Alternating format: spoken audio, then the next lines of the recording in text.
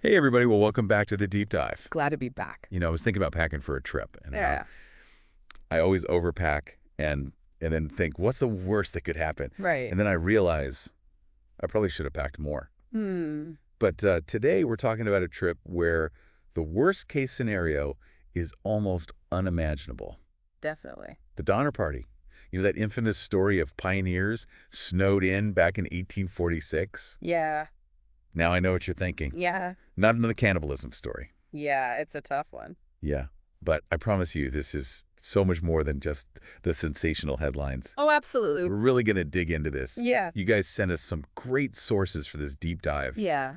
Excerpts from the podcast You're Wrong About, Yep. which busts some myths about the Donner Party. And we've got archaeological reports and even firsthand accounts. It's incredible. So get comfy because we're about to uncover ambition, terrible decisions, and the surprising resilience of the human spirit, even when pushed to the absolute brink. Yeah. And you know what's so often overlooked is the context of this whole journey. Okay. It was the 1840s. America was in the grip of manifest destiny, right? Right. This idea that we were destined to expand across the continent and cheap land out west. Oh, yeah. It was like the siren song luring folks in. Mm-hmm. And you had Lansford Hastings, Okay.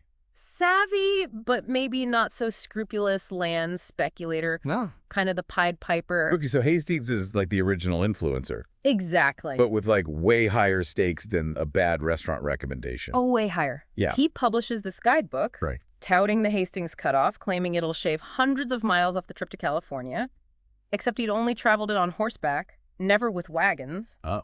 and he vastly underestimated how brutal it would be. So the Donner Party, about 80 people in all, bought into the hype. They did, yeah.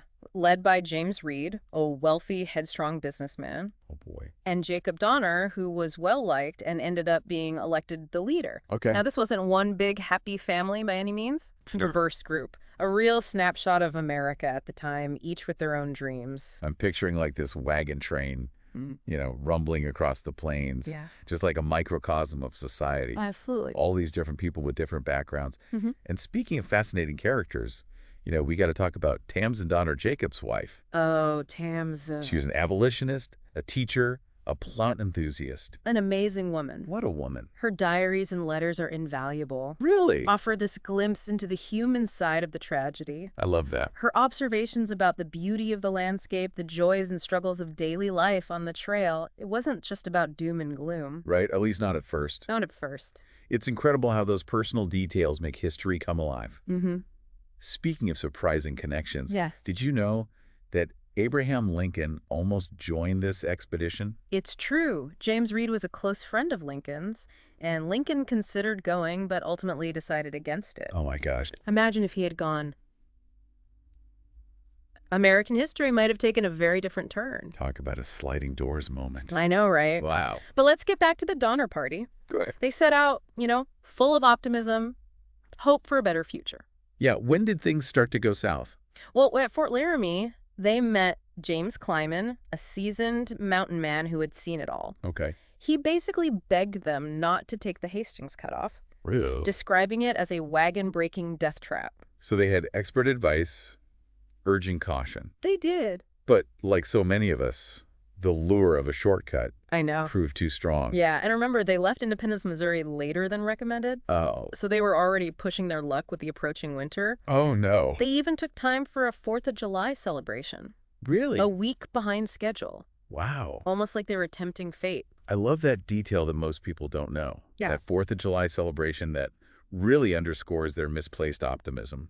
It does. It speaks to that human tendency to cling to hope, even when faced with mounting evidence to the contrary. Okay, so they press on, ignoring the warnings, Yeah. and they eventually reach Fort Bridger, Yeah. another key stop on this journey. Mm-hmm. And this is where things get really interesting. Yeah. Hastings himself had already gone ahead and realized his shortcut was a disaster. Oh. He even wrote a letter warning the Donner Party not to follow. But get this, the fort owners, motivated by profit, hid that letter. No way. They knew if the shortcut worked, it would boost their business. Wow. It's a shocking example of greed putting lives at risk. Talk about adding insult to injury. I know. So the Donner Party oblivious to the danger ahead. Completely oblivious. They're heading straight into the Hastings cutoff, their fate hanging in the balance. And that's where we'll pick up next time. Oh, man. I can't wait. Join us. You won't want to miss it. It's a story that will stay with you long after you hear it. Absolutely. Welcome back to the deep dive. Last time we left the Donner Party, they were heading into the Hastings cutoff. Right. Completely unaware of the nightmare that awaited them. They were walking right into a trap. Essentially. Yeah. What happened next? Well, almost immediately they started encountering these challenges that would test even the most experienced frontiersmen. Oh, yeah. Thick forests that required them to chop down trees just to clear a path for their wagons. Oh, my goodness. Brutal heat and the blinding salt flats of the Great Salt Lake Desert. It just sounds exhausting. Oh, it was grueling. Yeah. The podcast we're looking at described it as like a bad mushroom trip. Oh, wow. Okay. You know, cattle running off wagons, getting stuck, people struggling to even think straight in that disorienting landscape. Okay, that's vivid. It's no wonder tensions within the group started to rise. Yeah, they were already behind. Thank you. Schedule resources were dwindling, Exactly. and then tragedy struck. It did. During a heated argument, James Reed, remember the headstrong leader, Right. ended up killing another member of the party. Oh, wow. This is where the cracks in their unity really start to show. Yeah, for sure. It resulted in Reed being banished from the group, Really? which left them without one of their most capable members. You have to wonder how that impacted their decision-making down the line. Yeah, absolutely. And all of this is happening with the Sierra Nevada mountains looming ahead of them, right? Yes, and as they get closer, their worst fears start to materialize. Uh-oh. Winter arrives earlier than expected, and it hits hard. Oh, no. Imagine you're miles from civilization with dwindling supplies. Oh, my. And suddenly you're facing this blizzard that threatens to bury you alive. Oh, my gosh. It's just a scenario that makes you shiver just thinking about it. It's terrifying. What did they do? They had no choice but to make camp and hope for the best. Okay. But the storm raged on for 18 days, Wow. burying them in feet of snow. I remember those haunting images of the cabins they built. Oh, yeah. They weren't exactly palaces. No cramped, leaky, offering little protection from the elements. Right. And with up to 20 people crammed into each one, Oh, my. tensions already high must have been at a breaking point. Wow. So they're stranded, they're isolated, facing a brutal winter. What did they eat? At first, they rationed their remaining supplies, but those quickly ran out. Oh, no. Then they started eating their shoes, boiled ox hides, Really? even the ones serving as their roofs. Wow. They were literally consuming their shelter to survive. That's a detail that's always stuck with me. Yeah. It's a visceral image of just how desperate their situation became. It really is. Did everyone simply resign themselves to their fate? No, a group of 17, the strongest and most able-bodied, decided to risk everything Okay. and set out on foot to try and find help. Wow. They became known as the Forlorn Hope, It's a very appropriate name. a name that really speaks to the slim chances they had. Imagine that kind of determination, venturing out into the frozen wilderness with barely any supplies, knowing the odds are stacked against you. They fashioned snowshoes from wagon parts and whatever they could find, battling snow blindness, freezing temperatures, and of course, dwindling food supplies. All right. And then there's the question of cannibalism, Right. a topic that can't be ignored when talking about the Donner Party. It's certainly the aspect that has captured the public imagination, Yeah. often overshadowing the other complexities of the story. Right. While the extent of cannibalism is still debated among historians, Mm-hmm. the Forlorn Hope documented their decision to consume the bodies of those who died, Wow. creating a system to avoid eating their own family members. Oh, my goodness. It's a difficult topic, but it's crucial to consider the unimaginable circumstances that led to such choices. It's a stark reminder of what humans are capable of when pushed to the absolute limits of survival. It really is. And back at the Donner Party's camp, the situation was becoming increasingly dire. Yeah. It's hard to fathom what those left behind must have been going through. It's unimaginable. Watching loved ones starve, knowing help may never come. The psychological impact of that kind of prolonged suffering is almost impossible to grasp. Right. As their supplies dwindled, hope must have felt like a distant memory. And this is where the story takes another dark turn, right? Yes, while the extent of cannibalism among those remaining at the camp is still debated, Right. there are accounts of people resorting to desperate, even horrific acts to survive. It forces us to confront some uncomfortable truths about human nature. The Donner Party story is a tapestry woven from courage, Resilience, desperation, and ultimately survival. Yeah. But amidst the horror, there were these glimmers of hope, acts of compassion, and this fierce will to live. I'm almost afraid to ask, but what happened next? Did help ever arrive? That's where we'll pick up next time. Oh my gosh. Join us as we uncover the final chapters of this harrowing and ultimately captivating tale. Welcome back to the Deep Dive. We've been unpacking this incredible and at times incredibly difficult story of the Donner Party. It really is a remarkable tale. And we're at the point where things are as bleak as they could possibly be. Yeah, it's hard to imagine things getting much worse. But remember, even amidst the darkness, there were these glimmers of humanity that shone through. Absolutely. While the Donner Party tragedy is often defined by its most horrific elements, there were also acts of profound compassion and selflessness. Yeah. Parents giving their last scraps of food to their children, friends risking their own lives to care for the sick.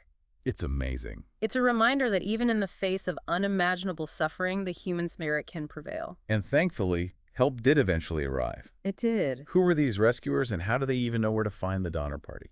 Word of their plight reached California, and rescue efforts were organized in part by John Sutter. Okay. He was a Swiss pioneer who established Sutter's Fort, a major settlement that played a role in attracting people westward, Right. including indirectly the Donner Party. Wow.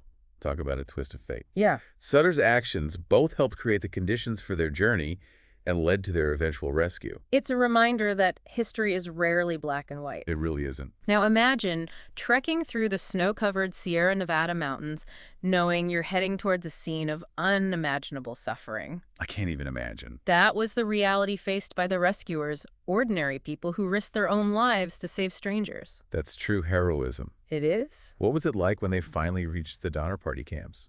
They were met with utter devastation. People were emaciated, frostbitten, and deeply traumatized. It's hard to even think about. It was a scene that would shake even the most hardened rescuer to their core. And those who were strong enough to leave with the rescuers, did everyone go willingly?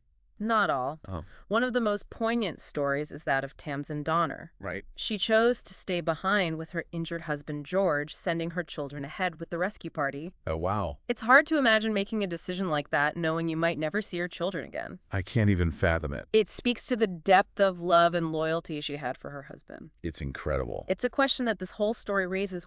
What would W.E. do in a situation like that? What sacrifices would we be willing to make? It's something that stays with you long after hearing this story. Absolutely. And speaking of figures who stay with you, Yeah. there's one we haven't talked about much. Okay.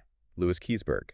Ah, Keseberg, a controversial figure often painted as the villain of the Donner Party. He was among the last to be rescued. Okay. When they found him, he was alone at the Donner camp, surrounded by human remains. Oh, my goodness. He was accused of murder and cannibalism, though he always maintained his innocence, claiming he'd only consumed bodies after death had occurred. The truth likely died with him, but Keseberg became a social pariah, forever linked to the darkest aspects of the Donner Party story. It highlights the power of public perception, how a single chapter can overshadow a whole life. Exactly. So what became of the survivors who did make it out? Many went on to lead relatively normal lives, though the trauma they endured undoubtedly stayed with them. Right. They rebuilt had families tried to move on. But you can't help but wonder about the stories they carried. Yeah, the experiences must have shaped their worldviews, their relationships, even their descendants. It makes you think about the ripple effects of historical events. It does. Though they continue to touch us in ways we might not even realize. Absolutely. The Donner Party story became a cautionary tale, a reminder of the dangers of westward expansion and the unforgiving nature of the wilderness. Right. But it also reminds us of the strength of the human spirit, our capacity for both great compassion and unthinkable acts in the face of survival. It really does encapsulate that full spectrum of human experience. It's a story that has captivated people for generations. Why do you think it continues to resonate so strongly with us today? I think it speaks to our deepest fears, but also to our capacity for both good and evil. It challenges us to confront the limits of human endurance, the complexity of moral choices, and that flicker of hope that somehow persists even in the darkest of times. The Donner Party story is a journey into the heart of what it means to be human. Yeah. It's a tale of ambition and tragedy. But ultimately, it's about the choices we make, the bonds we forge, and the incredible resilience of the human spirit, even when pushed to the very edge. If this deep dive has left you wanting to learn more, there are countless books, articles, and podcasts dedicated to exploring this captivating event in history. Absolutely. Thanks for joining us on this journey, listeners. And remember to subscribe to The Deep Dive for more fascinating explorations of topics that matter. Until next time, keep exploring.